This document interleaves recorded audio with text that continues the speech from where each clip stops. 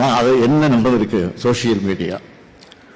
ஆக social media Instagram சொல்லக்கூடிய அதை பயன்படுத்தி ரொம்ப சுலபமாக சிறு பிள்ளைகளை குழந்தைகளை பிரச்சாரம் செய்ய வச்சு அவர்களை அவருடைய பேரன்கள் அவருடைய தாத்தாக்களை அப்பாக்களை அம்மாக்களை அவங்க வீட்டில் இருக்கக்கூடிய பெரியவங்களிடத்தில் அந்த குழந்தைகள் மூலமாக பிரச்சாரங்களை நடத்தி ஒரு திட்டமிட்டு பணி நடந்து முடிந்திருக்கு. ஆக அது நம்முடைய கணக்கு தெரியாமல் போய்விட்டது.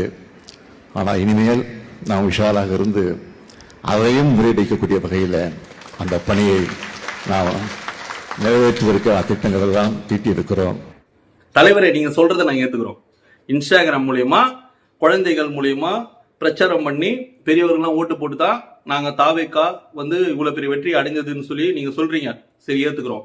ஆனா நீங்க கரெக்டா இருந்தீங்களா? உங்களுடைய ஆட்சி காலத்துல உங்களோட ஆட்சியில் 2021 நீங்க வரும்பொழுது என்ன சொல்லிட்டு வந்தீங்க? நிறைய விஷயங்களை சொன்னீங்க. நீட் தேர்வை நாங்க மத்திய அரசு போராடி நாங்க தடுத்துருவோம்னு சொன்னீங்க, பண்ணல. பூரண மதுவிலக்கை பத்தி பேசுனீங்க, அதுவும் பண்ணல. பெண்கள் பாதுகாப்பை பத்தி பேசிட்டு வந்தீங்க, எதுவுமே அவ்வளவு பெருசா நடக்கவே இல்லை. சோ இந்த மாதிரியான பல விஷயங்கள் தவறுகளை நீங்க செய்திருக்கிறீங்க. மக்கள் மனசுல பெருசா பதிந்துருச்சு. அது இல்லாம வெறுப்பு பிரச்சாரம். தாவேக்காவினர் புதிய கட்சி ஆரம்பிச்சு உள்ள வராங்க.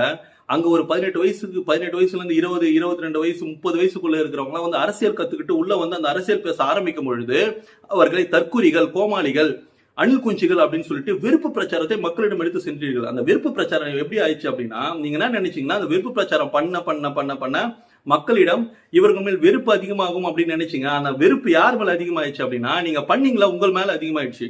சோ இந்த மாதிரியான தவறுகள் நீங்க செய்துட்டு அதை இன்னும் கூட ரியலைஸ் பண்ணாம உங்களுடைய தொண்டர்கள் கிட்ட நீங்க இதை போய் எடுத்து போய் சேர்க்கறது என்ன ஆகும் அப்படின்னா, மீண்டும் மீண்டும் அவர்கள் அதை செய்து கொண்டுதான் இருப்பார்கள். அது செய்யறதுனால யாருக்கு அதிகமான பாதிப்பு ஏற்பட போகுதுன்னா அது உங்களுக்கு தான்ன்றதை புரிந்து கொள்ளுங்கள். உங்களுடைய தலைவர்களா இருக்கட்டும், மேடை பேச்சுகளா இருக்கட்டும், அனைத்துமே தவறாக தான் இருக்கிறது. சில விஷயங்கள்லாம் பேசும்போது தவறாக பேசுகிறார்கள், பெண்களை பத்தி இழிவாக பேசுகிறார்கள். இதெல்லாம் உங்களுக்கு பெருசா தெரியவே இல்லை.